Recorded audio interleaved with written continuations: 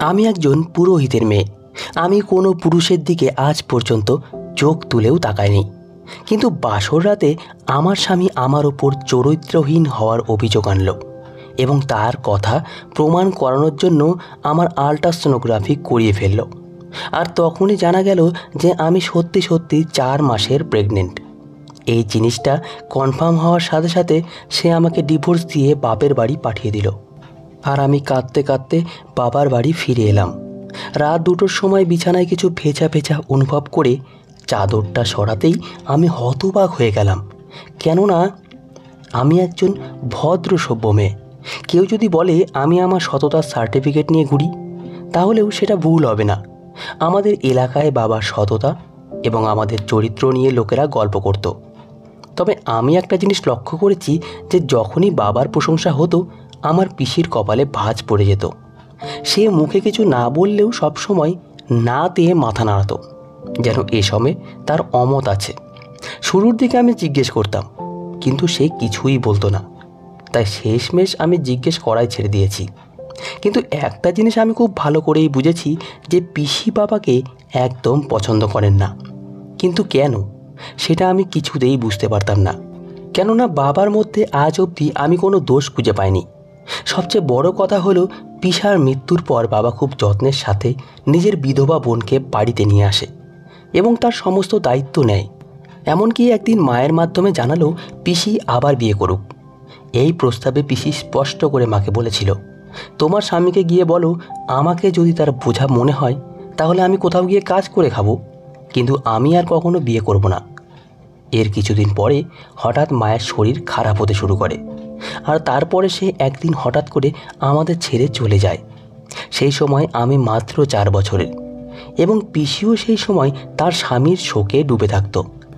তাই আমার দিকে বিশেষ খেয়াল দিত না। কিন্তু একদিন যখন আমি ভীষণ অসুস্থ হয়ে পড়লাম, তখন পিসি বুঝলো এবং সে মন শক্ত করে আমার দেখাশোনা করতে শুরু করলো। তার নিজের কোনো সন্তান ছিল না, তাই সে আমাকেই মেয়ের মতো ভালোবাসতে শুরু করে। মায়ের মৃত্যুর পর আমিও একা হয়ে পড়েছিলাম, তাই পিসির মাঝেই মায়ের মমতা খুঁজতে শুরু করলাম। আর এভাবেই ধীরে ধীরে আমি বড় হয়ে গেলাম। আমাদের বাড়ির পরিবেশটাই অদ্ভুত ছিল।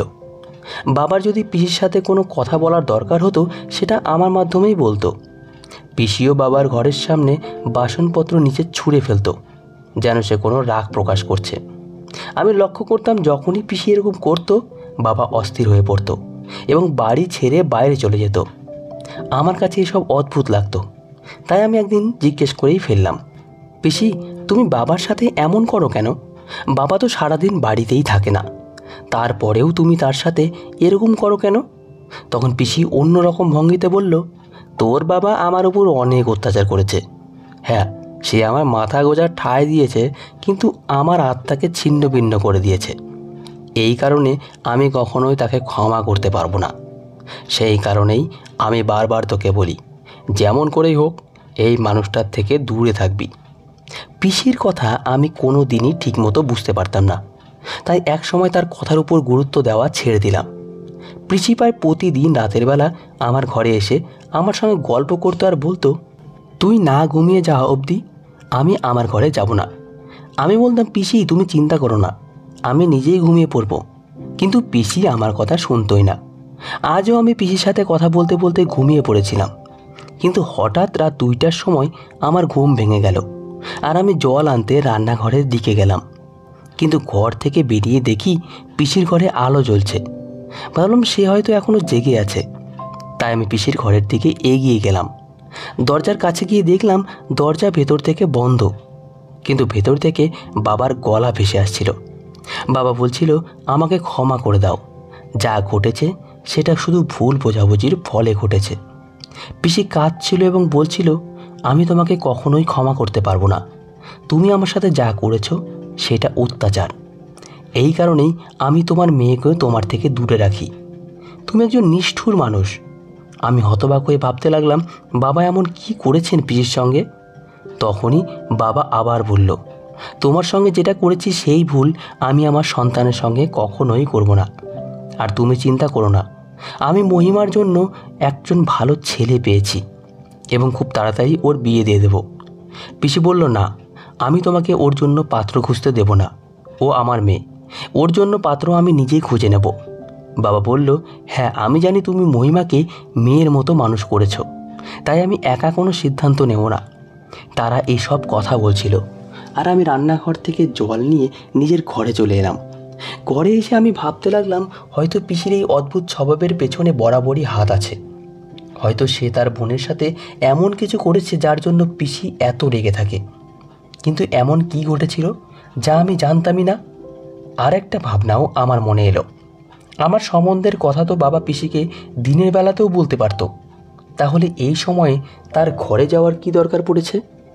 তবে এসবের থেকে আমার বেশি চিন্তা এই নিয়ে হচ্ছিল যে না জানি বাবা আমার জন্য কেমন ছেলে পছন্দ করেছে। আমি তো ভাবতেই পারিনি যে বাবা এত তাড়াতাড়ি আমার বিয়ের কথা ভাবছে এবং ছেলেও দেখে ফেলেছে। এই সব ভাবতে ভাবতেই কখন যেন আমি ঘুমিয়ে পড়লাম এবং সকালে ঘুম থেকে উঠে স্নান করে পূজা অর্চনা সেরে পিসির ঘরের দরজা খুলে ঢুকতেই সে হেসে বলল, আমাদের আদরের মহিমা এবার কোণে হবে। আমি তো আগেই বাবা আর পিসির কথা শুনে ফেলেছিলাম, কিন্তু সেটা লুকিয়ে মুখে অদ্ভুত ভাব এনে বললাম, পিসি তুমি এসব কী বলছো? সে বলল, আমি ঠিক কথাই বলছি। তোর বাবা তোর জন্য ছেলে পছন্দ করে ফেলেছে আর আজকেই তারা তোকে দেখতে আসছে। আমি মুখ বাঁকিয়ে বললাম, পিসি তুমি স্বপ্ন দেখছো বুঝি? আমার কথা শুনে পিসি বলল, তোর বাবাই আমাকে বলেছে। আমি বললাম, কবে বলল? গত রাতেও তো তুমি আমার ঘরেই ছিলে, তখন তো এমন কিছু বললে না। পিসির মুখের পরিবর্তনটা আমি স্পষ্ট দেখতে পাচ্ছিলাম। পিসি সেটা কন্ট্রোল করে বলল, তোর ঘুমিয়ে পড়ার পরে তোর বাবা আমাকে বলেছে। আমি বললাম, তুমি তো বাবার সঙ্গে কথা বলতেও পছন্দ করো না, তাহলে আমার ঘুমিয়ে যাওয়ার পরে কথা বললো যে? এই কথায় পিসির মুখ একদম লাল হয়ে গেল এবং তুই আমার মাথা খারাপ করে দিয়েছিস বলেই সে চলে গেল। আর আমি চুপচাপ বিছানায় শুয়ে পড়লাম। দুপুরবেলা হঠাৎ আমাকে কিছু লোক দেখতে চলে এলো এবং পিসিমা আমাকে সাজিয়ে গুছিয়ে তাদের সামনে নিয়ে গেল। আমি চুপি চুপি চোখ তুলিয়ে আমার ভবিষ্যৎ স্বামীর দিকে তাকালে আমাদের চোখাচোখি হলো এবং সে আমাকে দেখে হেসে উঠল। কিছুক্ষণ অতিথিদের সামনে বসার পরে আমি আমার ঘরে ফিরে এলাম। ছেলেটির নাম সমীর। যদি আমার বিয়ে ওর সঙ্গে হয় তাহলে আমার কোনো আপত্তি নেই। অতিথিরা চলে যাওয়ার পর পিসি আমার পাশে বসে আমার হাত ধরে বলল, ছেলেটিকে তোর পছন্দ হয়েছে?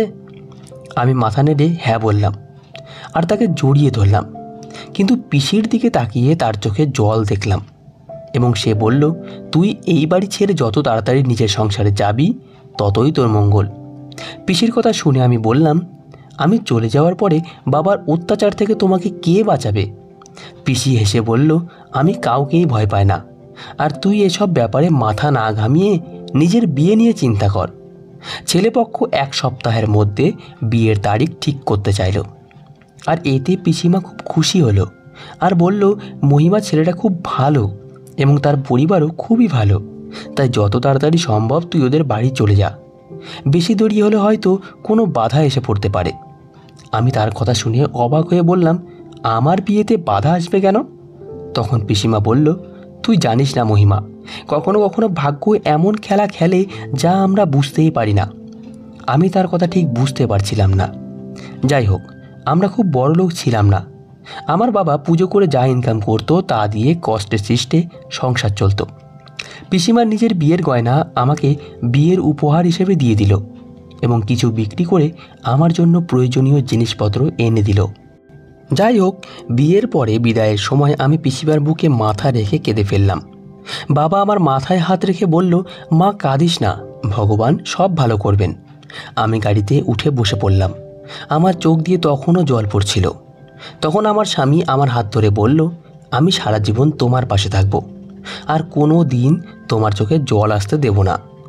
তার কথা শুনে আমার মন কিছুটা শান্ত হলো। আমি শ্বশুরবাড়িতে পৌঁছালে আমার স্বামী আমার হাত ধরে গাড়ি থেকে নামিয়ে ভেতরে নিয়ে গেল। যাই হোক, পরের দিন ফুল দিয়ে সাজানো এক ঘরে আমাকে বসানো হলো এবং কিছুক্ষণ পরেই আমার স্বামী ঘরে এলো। এরপরে আমার স্বামী আমাকে বলতে লাগলো, তুমি শুধু এই ঘরের নয়, পুরো বাড়ির মালকিন। তুমি যা চাইবে তাই হবে, তোমাকে কেউ কোনো কিছুতে বাধা দেবে না। কিন্তু আমি তোমার থেকে শুধু একটা জিনিস চাই, সেটা হলো বিশ্বাস। আমি চাই তুমি আমার প্রতি সারা জীবন বিশ্বস্ত থাকো। এরপরে সে আমার পাশে বসে বলল, আমি জানি আমি আজ রাতে তোমাকে একটা অদ্ভুত প্রশ্ন করতে যাচ্ছি, যেটা কোনো স্বামী বাসর রাতে করে না। কিন্তু আমি চাই আমরা একে অপরের সব কিছু জেনে নিই। যদি তোমার আগে কোনো প্রেমিক থাকে তাহলে দয়া করে আমাকে বলো। আমি তোমার সব কিছু ভুলে তোমার সঙ্গে নতুন জীবন শুরু করতে চাই। আমি বললাম, সমীর, আমার জীবনে তুমি প্রথম পুরুষ। এর আগে আমি কারো দিকে তাকিয়েও দেখিনি। কথা বলা তো অনেক দূরের ব্যাপার। আমি আমার স্বামীকে সত্যি কথাই বলেছিলাম, কেননা আমি কোনো দিন কোনো ছেলের সঙ্গে বন্ধুত্ব করার কথাও ভাবিনি। তবে এটাও সত্যি যে যদি আমার অতীতে কোনো ভুল হয়ে থাকতো বা কোনো পাপ করে থাকতাম, তাহলেও আমি আমার স্বামীকে সেটা কখনোই বলতাম না। কেননা পিসিমা আমাকে অনেক আগেই বুঝিয়ে দিয়েছিল যে কোনো মেয়ে যদি বিয়ের আগে কোনো ভুল করেও ফেলে, সেটা কখনোই নিজের স্বামীকে বলা উচিত নয়। কারণ পরে সেই কথার সূত্র ধরেই সে সারা জীবন তোমার উপর মানসিক অত্যাচার করবে। পুরুষের ভালোবাসার ফাঁদে পড়ে নিজের ভুল স্বীকার করা কখনো উচিত নয়। আমার স্বামী এসে বলল, আমি জানি মহিমা, তুমি একজন পুরোহিতের মেয়ে, তাই তুমি কোনো ভুল করতেই পারো না। আমি তোমাকে বিয়ে করেছি কারণ আমি জানি তোমার অতীত নিষ্পাপ। এরপর সে বলল, মহিমা, তুমি কাপড় বদলে এসো, তারপর আমরা বসে গল্প করব, একে অপরের পছন্দ অপছন্দ জানব। আমরা আমাদের জীবনের সেরা দিনগুলো একসঙ্গে কাটাবো। সমীরের কথা শুনে আমার মনে হচ্ছিল যেন পৃথিবীর সব সুখ আমার হাতে তুলে দেওয়া হয়েছে। আমি তাড়াতাড়ি পোশাক বদলে এলে সমীর বলল, আমাকে বলো তুমি কি চাও।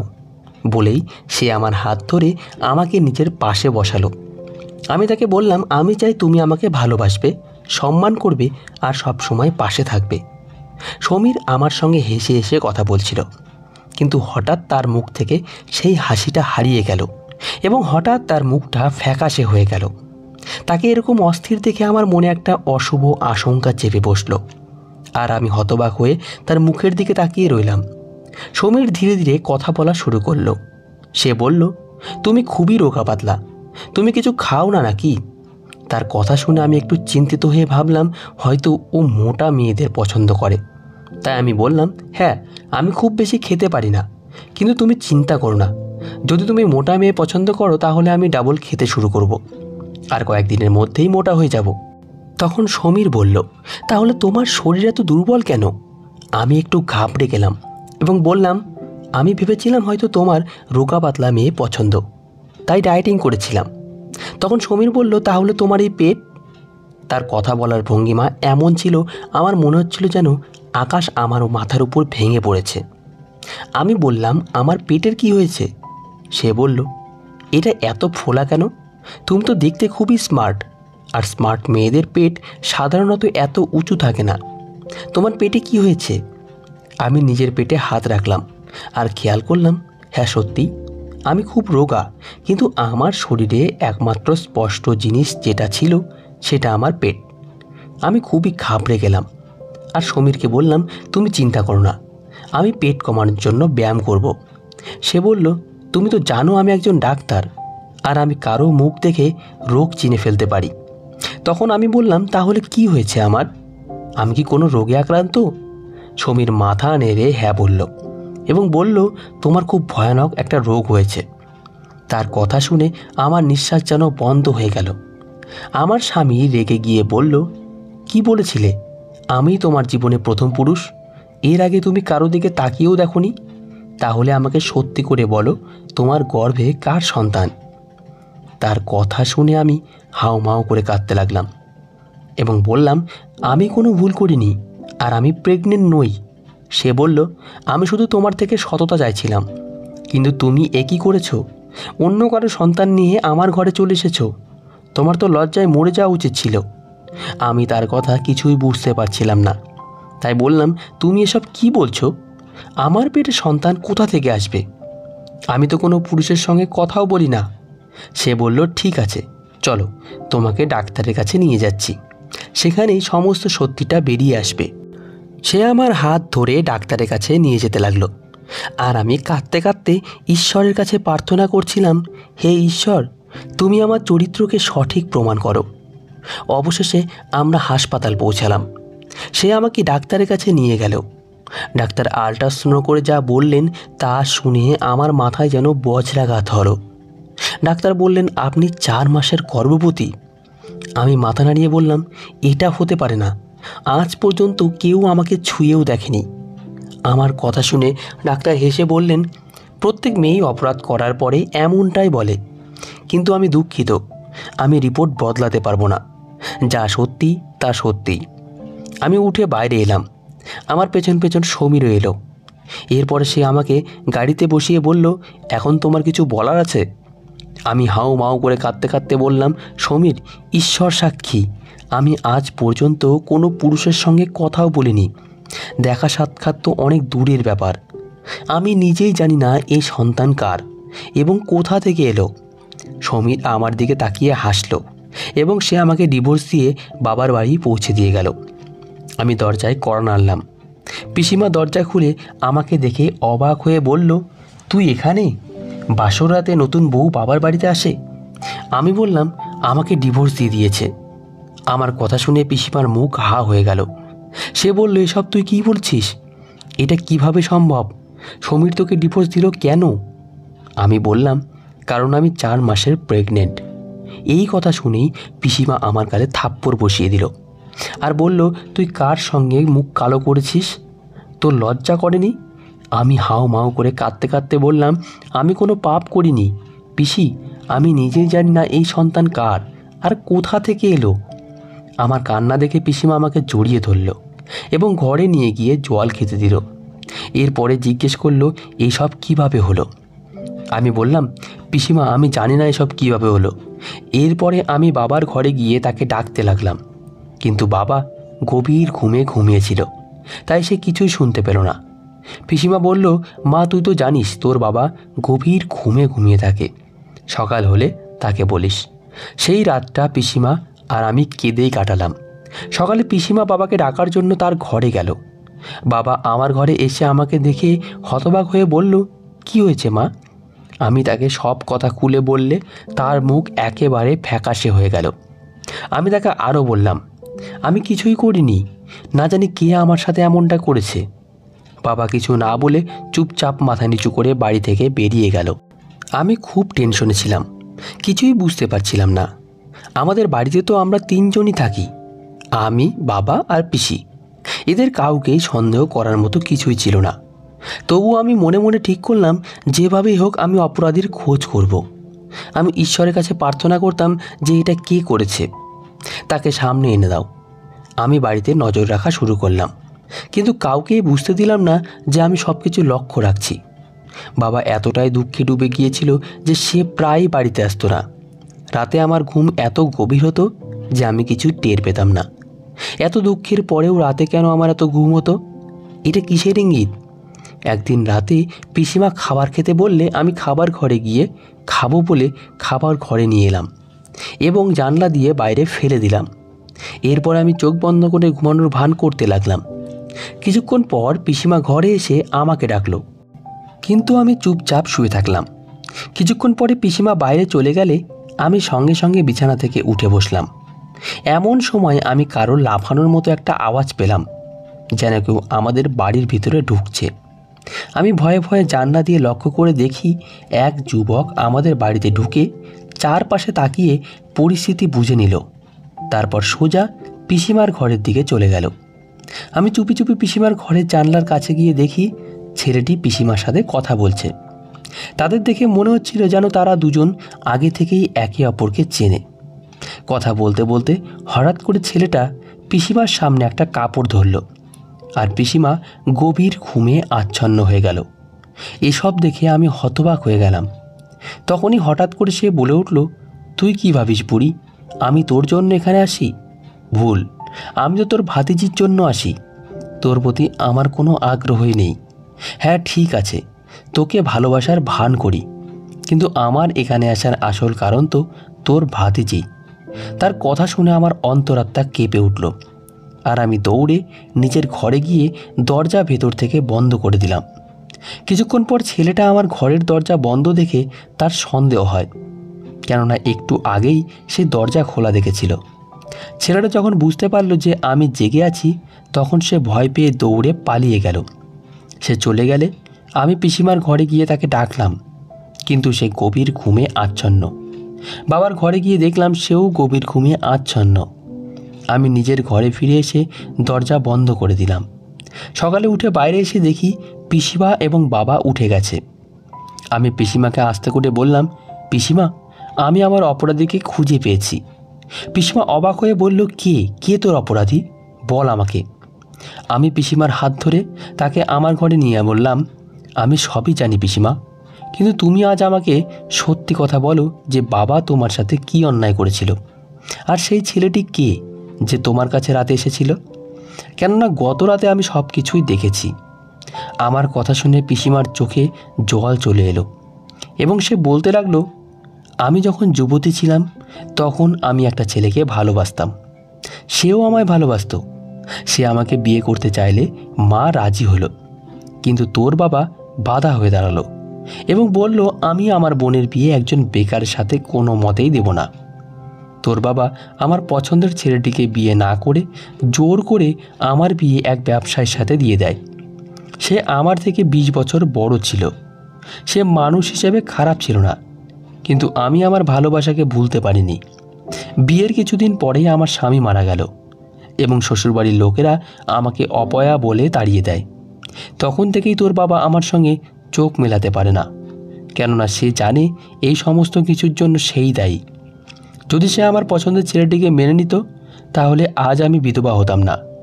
সেদিন থেকে আমি তোর বাবাকে ঘৃণা করতে শুরু করি। সে যখন তোকে আদর করত তখন আমি ভয় পেয়ে যেতাম যে সে তোর বিয়েও কোনো বৃদ্ধের সাথে না দিয়ে দেয়। এই জন্যই আমি তোর বাবা আর তোর মাঝে একটা সীমা টেনে রেখেছিলাম। যখনই ওর দিকে তাকাতাম আমার পুরনো কষ্ট জেগে উঠত। তাই আমি ঠিক করেছিলাম যে এই লোককে আমি কখনোই ক্ষমা করব না। আর আমি প্রতিজ্ঞা করেছিলাম যে আমিও এক অবৈধ সম্পর্ক গড়ে তুলব, যাতে ওর মুখে চুলকানি পড়ে। তুই শুনে কষ্ট পাবি যে আমি আমার থেকে 20 বছরের ছোট একটা ছেলের সঙ্গে অবৈধ সম্পর্কে জড়িয়ে পড়ি। আমি প্রতিদিন তোদের খাবারে ঘুমের ওষুধ মিশিয়ে দিতাম, যাতে তোরা কিছুই টের না পাস। তার কথা শুনে আমি ফুপিয়ে কাঁদতে লাগলাম আর বললাম, গত রাতে আমি জেগেছিলাম এবং দেখলাম একটা ছেলে বাড়িতে ঢুকে তোমার ঘরে গেল এবং তোমাকে অজ্ঞান করার ওষুধ তুলে এবং বলল, আমি তোমার জন্য নয়, আমি তোমার ভাতিজির জন্য এখানে আসি। তার মানে আমার পেটে যে বাচ্চা সেটার কারণ নয় তোমার ডাকা সেই ছেলেটার। তোমার করা পাপ আমার জীবনের সবচেয়ে বড় শাস্তি হয়ে দাঁড়ালো। তুমি আমাকে সারা জীবনের জন্য কান্না উপহার দিলে। আমি কাঁদতে কাঁদতে জ্ঞান হারিয়ে ফেললাম। এরপরে যখন চোখ খুলল তখন দেখি আমি হাসপাতালে। পিসিমা জানালো, তোর পেটে যে বাচ্চা ছিল সেটা নষ্ট হয়ে গেছে। পিসিমার কথা শুনে আমার চোখে জল চলে এলো, কেননা আমি জানতাম ও আমাকে সারা জীবন আমার কষ্ট আর অতীতের কথা মনে করাতো, আর ওর থেকে আমার ঘৃণা অনুভব হতো। পিসিমা ঠিক করলো সেই ছেলেটার থেকে প্রতিশোধ নেবে। তাই এক রাতে তাকে আবার বাড়িতে ডেকে পাঠালো। ছেলেটা যখন ঢুকলো তখনই পিসিমা পুলিশকে ফোন করে জানালো যে বাড়িতে চোর ঢুকেছে। পুলিশ এসে তাকে চুরির অভিযোগে গ্রেপ্তার করে নিয়ে গেল। এদিকে আমার ডিভোর্সের খবর সারা এলাকায় ছড়িয়ে পড়ে। কিন্তু ঈশ্বরের কৃপায় সমীর সকলের সামনে বলেছিল যে আমি একে ডিভোর্স দিচ্ছি, কারণ আমি অন্য কাউকে ভালোবাসি। সমীরের সাথে বিচ্ছেদের পরে এখন বিয়ের প্রস্তাব এলেও আমি বিয়ে করার জন্য প্রস্তুত নই। এখন আপনারাই বলুন, আমার কি বিয়ে করা উচিত নাকি উচিত না? তো বন্ধুরা, আজকের গল্পটি এই পর্যন্তই। যদি আপনাদের এই গল্পটি ভালো লেগে থাকে তাহলে কমেন্ট করে অবশ্যই আপনাদের মতামত জানাবেন, আর ভালো লেগে থাকলে একটি লাইক দেবেন, চ্যানেলটিকে সাবস্ক্রাইব করবেন। ধন্যবাদ সকলকে। ভালো থাকবেন, সুস্থ থাকবেন।